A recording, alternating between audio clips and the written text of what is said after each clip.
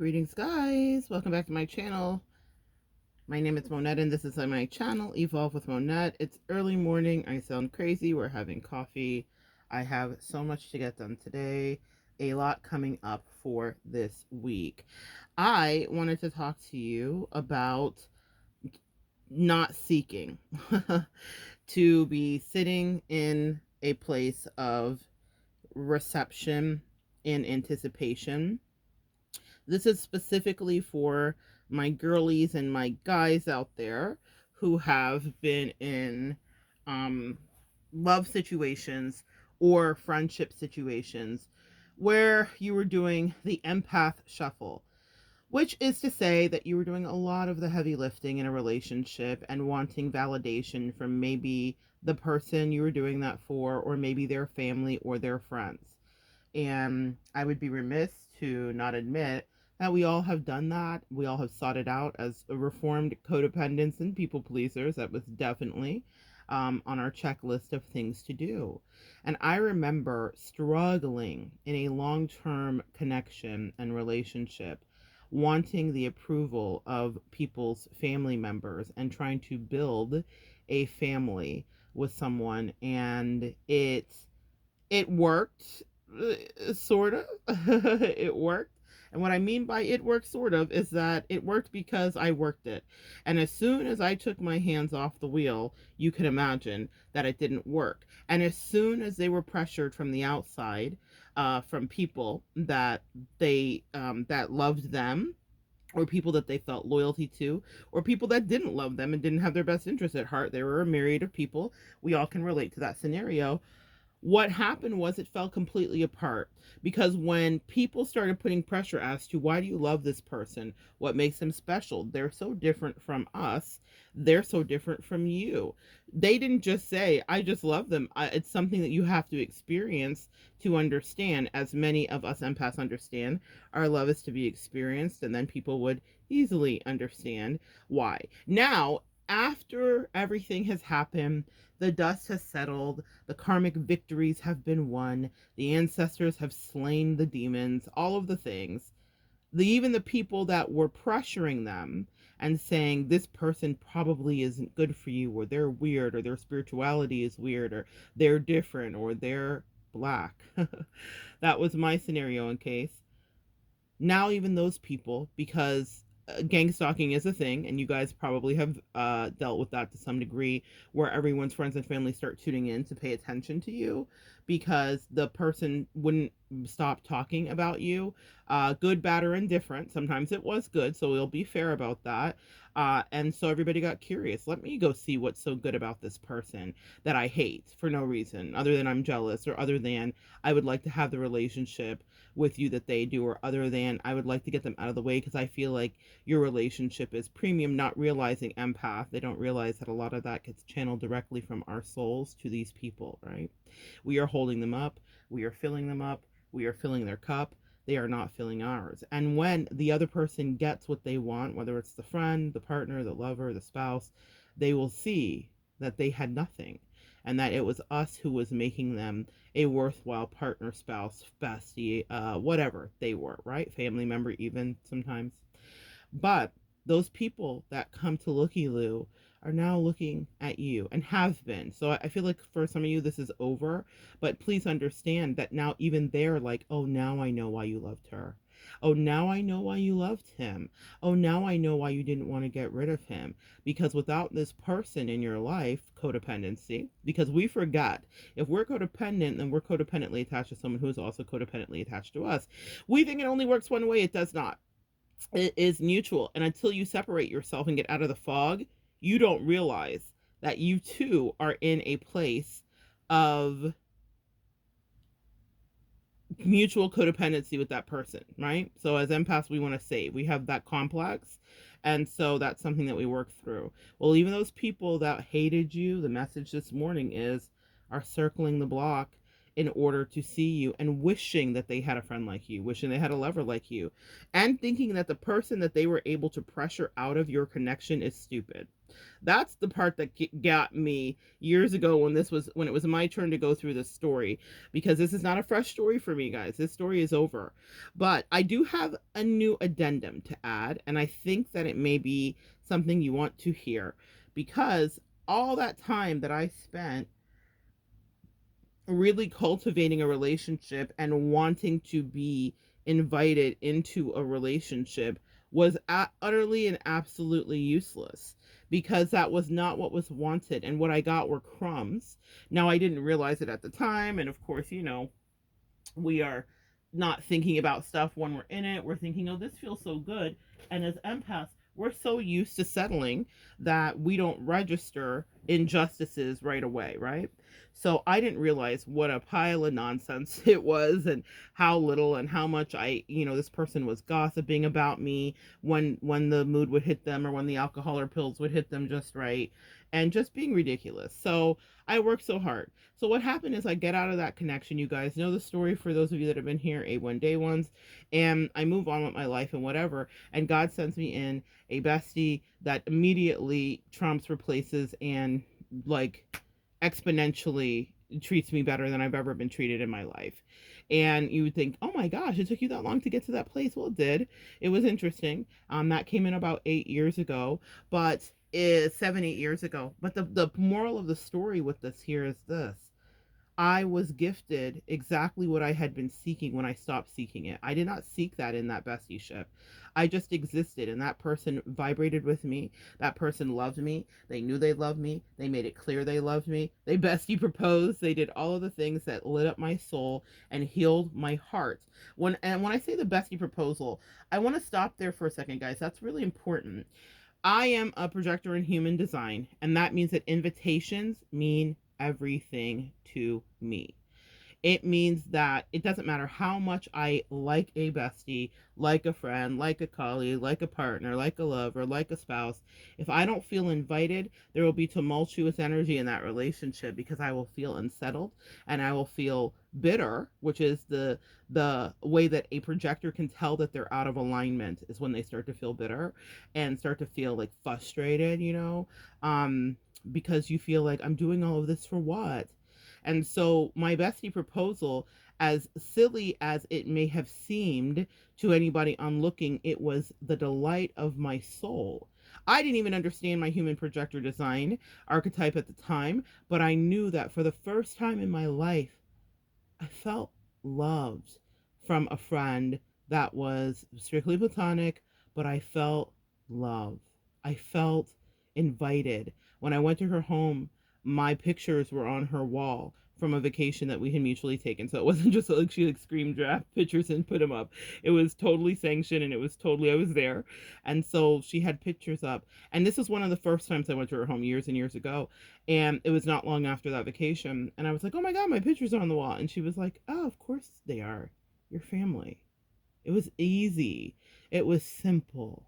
It wasn't something I had to scrape and beg for.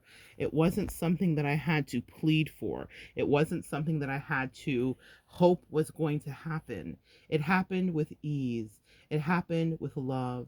It happened with kindness. It happened with purity. I'm so grateful.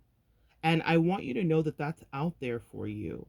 I didn't have to struggle. I didn't have to scrape. I didn't have to ask to be included. If there were things going on with their kiddo, I was definitely involved. Their kiddo is a grown-up doctor, but when I met their kiddo, she was a prodigy, just graduating very early from medical school.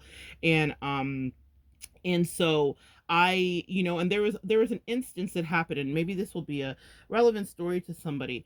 Her child was having an issue one day. Again, grown woman, not child, but her offspring was having an issue one day. My bestie's offspring, and she couldn't reach her mother. It was the weirdest thing. Sometimes the angels will kind of like block connections and block telephone interactions and all that stuff. It's really interesting. Well, she was reaching out to her mother. There was something going on, and it was like a pretty big deal, and whatever the case may be. And what I realized is that that line was sent directly to me as a validation from my angels that you are in fact family. Because that child, that woman, that adult who was dealing with a co-parenting situation gone awry, a potential kidnapping, an actual kidnapping that happened, which was crazy. Another story for another day. But she was calling me as her and her spouse were figuring out what to do regarding their daughter that was being kidnapped by the other co-parent. She needed to talk to her mother, and she did talk to her mother. But for whatever reason, I think her mom was in the salon at the time getting her magical hair back to Maryland blonde. And so her mom was in the salon at the time. And so she was literally under the foils and under the dryer and just literally couldn't come to the phone and didn't even know it was happening. So I dealt with and triaged the situation as best I could because the daughter was panicked. But can I tell you how much I loved that she called me? Can I tell you how much I loved that she knew that I was someone that she could reach out to in that moment? And then eventually her and her mom got connected. I called her mom too. I was like, "Hey, this is happening." We all were leaving messages and whatever. And her mom said to me, "It's interesting. I'm almost glad that," she's like, "I wanted to know right away, but what I would have done is been reactive, and I would have like jumped on a plane immediately, or I would have like gone out and I would have like, handled somebody because she's a mama bear. My bestie is the consummate mama bear, and she does anything for her kid. And so she would have single-handedly gone and retrieved her granddaughter single-handedly. So she wasn't supposed to have that happen. So sometimes we can be set up as like a buffer. So I was a buffer that day. I was able to stop my bestie from catching a case, and I was also able to be the facilitator and the family member and of sorts to this woman who is still a kid to us, right? And be like, "Hey, sweetie, yeah, I got you. I'm praying for you. I'm lighting candles for you. I am calling in every angel for you. We're going to get this under control." And we did. But I thought about how often I had tried to be of service to someone who I loved and someone whose kid I helped raise, and they just fought me at every turn. They didn't want my real help, my real input, my real anything. It was all very superficial. And my angels are so lovely. They always assure me at little interims throughout the year that this child still thinks about me and loves me, and that's very sweet. And angels, I appreciate you for that, and I want you to know that too, for whoever's listening. If you had to walk away because someone was narcissistic or crazy or toxic, and you had to leave kids behind in order to protect your sanity, you did the right thing. And God always repairs or restores the years that the locusts have eaten. And what that means is you will get back times 20, pressed down and shaken over, the blessings of whatever it was that you were seeking that did not go well for you. And I certainly have. I have a bestie. That's amazing. I have a family, extended family. I'm literally getting ready to go spend time with all of these people, and it's just so amazing to me that these people didn't exist in my life only 10 years ago, and now it's a whole family, and now it's a whole thing, and it's a whole network of friends and husbands and aunts and little kids, and it's just amazing. It's everything that I wanted, but I didn't think that I was going to get. Even with her mother, my bestie's mother has crossed over, and there have been little moments where she's popped through with little baby messages for my bestie, right? Or like I'll say something and she'll be like, "Oh my gosh, that's my mom," and I have no idea because we have not talked about every single thing that ever transpired between her and her mother. So it's definitely an omen and an opportunity. But even from the ancestors, we are sanctioned. My bestie was sanctioned by my father, who is an ancestor now and crossed over, and her mother in her own right has sanctioned me. And so it's like you will fight for something sometimes so hard and so long that isn't for you. And I'm reminded this is just such a pivotal thing because now I'm really paying attention to what it feels like for me when I'm in alignment. And one of the things that I'm thinking about is the Queen's Gambit, which just was so important for my little soul. And there's a part where, and it's a weird description, but I think it'll make sense here, where she's like had other boyfriends, but then she meets up with this one guy and they sleep together. And afterwards, she's like, "Oh, that's what it's supposed to feel like." And strip away all of the sexual part. There are so many points in my life where I could overlay that, where I was fighting for something that was absolutely not for me. The person wasn't for me. They didn't even like me. We weren't compatible. They were not intellectually my match or level, nothing, right? And then I meet other people and I'm like, "Oh, this is what it's supposed to feel like. That is a feeling I want you guys to pay attention to. And it's something that when you're walking out of certain relationships into other ones, you will pay attention to. You will see, you will understand. That's not what it was supposed to feel like. The friendship that I have now is what it's supposed to feel like. I had something else happen recently where someone's parent uh, spoke to me, and I had kind of mentioned this if you guys saw the unboxing of the Magic Hour teas that I have here on my channel. Um, that was sent to me by one of my friend's mothers, and she sent it as a thank you. And thank you for what? I'll tell you. She told me, and it kind of floored me. And she said, thank you for the way that you showed up in my daughter's life. Thank you for being essentially the person that you are. She says, she said something so beautiful about compatibility and about her having never seen the synergy or level of connection to the capacity and degree in which me and my friend share. And she was so poignant, communicative, kind, and welcoming. She said words that to this community could be triggering, um, but I realized that it was what I had been looking for in all of those failed connections that I was working way too hard at. That kind of welcome in from a parent that I never thought I wanted. I used to think, oh, I really hope that they are estranged from the parents, which is crazy, right? The reason I would think that because my greatest persecution came from people's parents that didn't understand me from the time I was a kid. That was my soul's lesson to learn here was how come this friend loves me to death, but the parent might be latently racist or might have some weird prejudices that are hidden, and then I have to deal with the backlash of what they think I'm not, even if I am the soul's delight to their child, right? In whatever capacity, friendship, platonic, romantic, I've dealt with it in every way. And so that was a huge trigger for me. And so I didn't say all of that to this new friend, nor did I say it to her mother, but her angels, who she's listening to, and her internal spirit guided her to send me that gift, but also to say the most beautiful words I've ever heard from any parent ever. Because again, a lot of my friends that are still living have parents that have crossed over. So that's not a conversation that would have happened in the 3D, right? But in the 3D, I got the thing that I had been seeking my whole life when I wasn't seeking it. I thought I was calling to say, thank you so much. I'm overwhelmed and so grateful. And what I got back was, thank you so much. I am overwhelmed as a mother in observance and so grateful. Wow. That was so powerful for me, guys. That was an invitation. Not, obviously the friend would have to be the person with the invitation. Obviously the invitations have been extended. We're friends. but from a parent, that was so pivotal for me. It touched my soul to be appreciated, seen, and loved, by a parent. And when I say loved, I mean, loving the soul and the human that I am as we continue our journey of getting to know each other. But still, it was something that I had sought desperately, y'all, desperado, okay?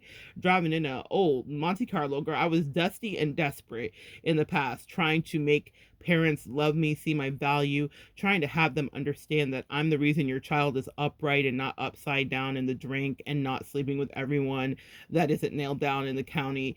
They had no idea of the influence that I had on that person just as an energetic force in their life. I don't even think the person had any idea until I was gone, but they know now.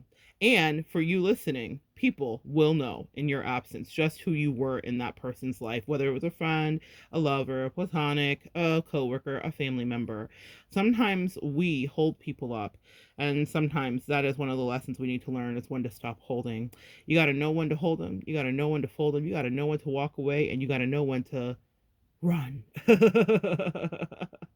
I combine a little bit of TikTok and a little bit of Kenny. If y'all know that meme from 1, 2, 3, run. Yeah, I was dealing with demons. I had to run. But on the other side, I'm dealing with soulmates. I'm dealing with kindred spirits. I'm dealing with real twins that aren't twins that are triggering and toxic and taking me through the freaking mud. I'm dealing with that. It's a word that her mother said that really stuck out to me. I don't know that she said twin flames, but she said twin souls. And I'm glad, if she didn't say twin flames, I'm super glad, because we all know, girl, that twin flame thing is toxicity personified, yeah? But she said something about us being twins, and we are in so many ways. We are the same life path, we're the same so many things, and we also are very different and don't think exactly alike. And I think that that has been fantastic for iron sharpening iron. It's been such a blessing to experience that connection. But I was even more so blessed by the validation that I wasn't seeking. Interestingly enough, isn't that funny? For a projector, if there are any projectors listening and you know that you are, stop seeking. Just exist in excellence, and the validation will find you. It never fails. I am watching it happen in my life in real time regarding my career, and that has been such a powerful thing. Many transitions for me with my career that some people would like grab their pearls at in chest, and some attacks and all kinds of interesting things. And yet I still keep coming out triumphant, and people keep seeking and inviting me in. Very interesting. And it's because I've showed up with integrity, and I've showed up consistently, and I've showed up. And the universe sees that and rewards it. So, in all, I guess the message for you today is stop seeking, stop chasing, even if you're not a projector, and wait for the invitation to some degree. You'll have to figure out what your human design is. You may be a generator, a manifesting generator, a reflector. These are the four, and a projector. That would be the fourth. But even if you don't know which one you are, and you're just a person and you know your sun sign, wait. If you're a recovering codependent, wait. Wait till it comes in. The words that her mother said to me were words that I probably long to hear from friends, all of friends' parents rather, all of my life, instead of the rejection, the scrutiny, the second guessing, and the shenanigans that I got on a regular basis, right? And I thought, this is crazy. I'm like a good person. Like, your kid's the wild one. Actually, quiet as it's kept, I'm really like a tame person. I'm the daughter. Y'all, this is so funny. In the last connection that was so ridiculous and toxic, and that girl, I just laughed that I even spent that much time with that person. It's ridiculous. But in that last connection, I remember knowing, like, at the end of it, my angels were like, while their parents are highly critical of you because they're closed-minded and whatever the case may be, you're the daughter they want. You are an entrepreneur, you're a self-starter, you are creative, you are moral, you are down to earth, you are careful with your sexual energy, you are a good parent, better than parent than she was, to her own child that was her own flesh and blood. You are an upstanding citizen. You pay your taxes. You don't do schemes and scams. You don't sell parts of your body. You don't sell parts of yourself. You don't siphon off pieces of yourself actually for money. You were the daughter that they wanted. While they were talking shit about you, and they were hating on you, and they were making all kinds of trouble behind the scenes, thinking you were the problem, it's very much the Taylor Swift song, but it could be sung by the person that I was in that toxic connection with. It's me, I'm the problem, it's me, sung in first person by her. Okay, she was the problem. And that's not to say that I didn't have my own problems, or that I didn't have issues, or that everything in my life was perfect. It wasn't. But my angel said the great irony of this, upon the exit of this relationship, is that you're the daughter they wanted. They don't even realize that, and they won't until it's over with. That, like, while they love the daughter that they have, of course I could never replace their daughter, that was their daughter, your personality, your archetype, your work ethic, your morals, and your grounded connection to God, which they did not understand, is exactly what they wanted. What they had was what they, and how they treated you was for how the daughter that they had. What I mean by that, let me explain. They treated me like I was a harlot, which is what their daughter was. They treated me like I was a drug addict, which is what their daughter was. They treated me like I was a thief, which is what their daughter was. They treated me like I was a liar, which is what their daughter was. Like I was a gossiper, which is what their daughter was. Which I was a homewrecker, which is what their daughter was. Which I was, like, sexually ridiculous, and dealing with actual spiritual demons, which is what their daughter was doing. They treated me like I neglected their child, which is what their daughter did to her own child. Do you see, guys? So they didn't know that, because I was there tap dancing in the background, covering energetically, being magical. But the truth of the matter is, I was the daughter they wanted. And that was such a nice little moment when I got that. But I didn't know that I was going to get all this other lovely validation from parents crossed over and living as I move forward in my life. I just thought, well, that didn't work. I'm just going to steer clear of all the parents. And my angel said, no, we will have you redo this lesson and you will see that there is a positive side to it. That is, excuse me, guys, that is very much the Bible verse. God will restore the years that the locusts have eaten. What that means is that I was owed, and so are you here listening, to experience what it is to have loving, kind words said to me from parents that mean it, that aren't suspicious of me, that see my value and my merit immediately, that I was destined to have loving connections and friendships with people that mean it, that want my friendship, that are covetous of it in a healthy way, that prize me, that know my value, that speak it over me daily. I speak it over them, and we are in mutual rapture about having each other and having found each other as soulmates in this life. I am experiencing connections across the board on that level, to that level of intensity and of longevity. I didn't think I would get it. And so for those of you out there that are like, oh, well, I had to walk away and I spent so much time with that person, and how could this ever be replaced? It can, and it will. It will, and it is. It's in escrow for you now. It's coming down the pike. It is yours to claim. When that mother that sent me the tea said those words to me, my heart fluttered and melted, because I knew as a mother, she's in observance of her child's energy, meaning whatever effect I have on her child, she's paying attention to. And mothers can tell when their child feels loved, supported, nurtured, cared for, or happy, right? And that's an unspoken primal instinct. And her mother communicated with her throat chakra wide open and beautiful and blue. This, my daughter, cares about you. I care about you because of the way you care about my daughter, and I'm grateful for your presence in our lives. That was such a powerful thing to me. It was so healing in a way that I don't even think my friend could understand. Her mother certainly probably has no idea of the depth, and that's okay, guys. We don't have to like parade our trauma out for everybody, but the depth of healing that provided for me. She has no idea about the depth of trauma, the rejection I received when I was from a toddler to a grade schooler to a middle schooler to a high schooler. I was constantly dealing with parents and their issues. With parents and their issues. Their kids love me. With parents and their issues, yeah? And so that's a huge thing for me.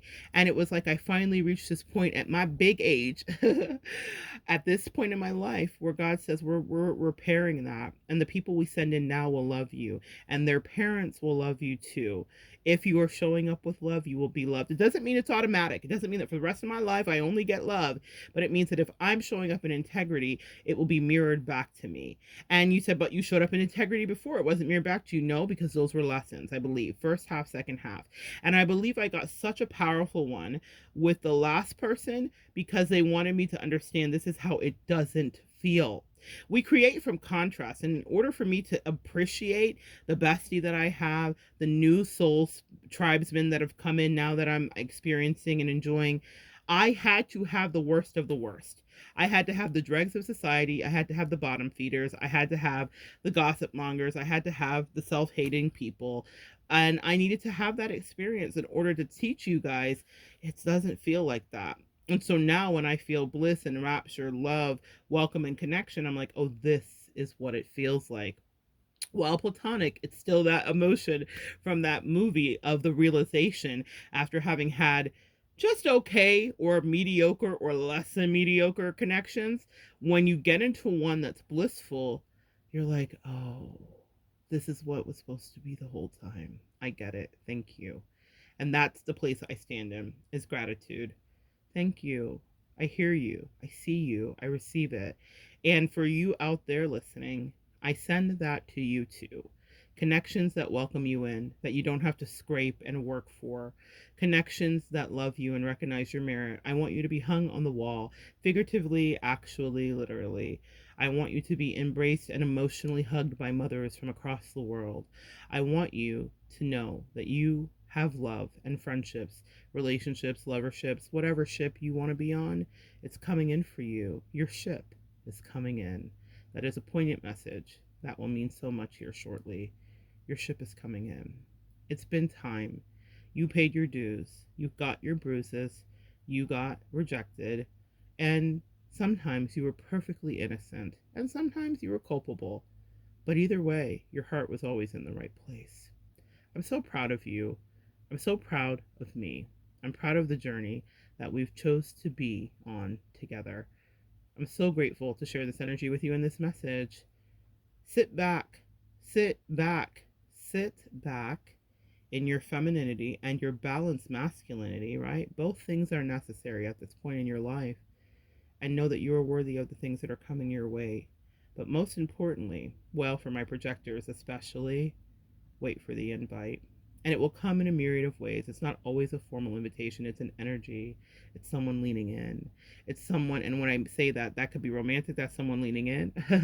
That's someone leaning in for the kiss, that's someone leaning in energetically, like I'm here present with you. That's someone leaning in for the conversation. It could be platonic, whatever it is. But wait for that.